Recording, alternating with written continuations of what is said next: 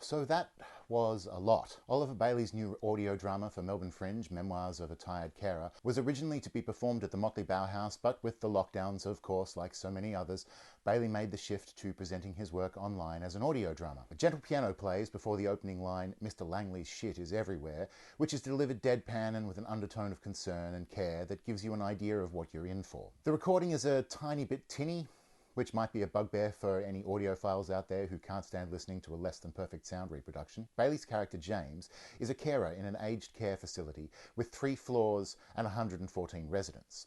It's designed for people who can barely get out of bed, Bailey tells us. In a confident, mostly calm voice, Bailey's lived experience of working in an aged care home informs the piece and gives it detail and specificity that makes it feel all too real. Given how easy Bailey is to listen to, the subject matter of the show is actually incredibly hard to hear. Bailey tells us the ins and outs of the facility, the daily rituals and requirements of the residents. There isn't enough money to pay the carers properly. Management can do little more than offer encouraging handshakes and praise for hard work.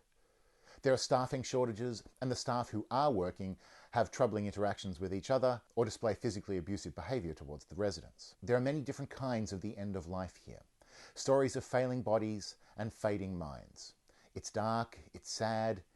It gently but plainly lays out the horror of what waits for all of us one way or another.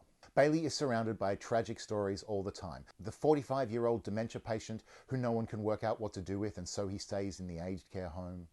The resident who can no longer speak English, retaining only her original Japanese, and is by turns furious or miserable that she can no longer communicate with anyone. And then there is Bailey's favourite, Sally, who cuts out the crosswords from the newspapers and is finished with them before breakfast. She's constantly attended by her husband, Terry, who she worries won't cope without her when she's gone. I listen with a sinking feeling of dread that the characters we like are destined to die before the end. There's no soundscape or sound effects, no other voice than Bailey's. The stories are broken up by more gentle piano music, which echoes one of the few light moments when one, usually far distant resident, is placed in front of a piano and comes to life as the muscle memory takes over and she plays. It's not so much a radio play as it is just straight storytelling, but it is so compelling. A narrative of imaginary wolves stalking the home appearing in Bailey's exhausted mind provides relief from the stark reality of the aged and the infirm.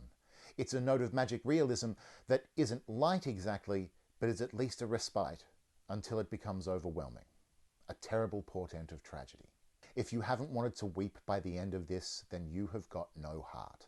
It's no wonder that it's been nominated for Best Work by an Emerging Artist for the Fringe Awards this year.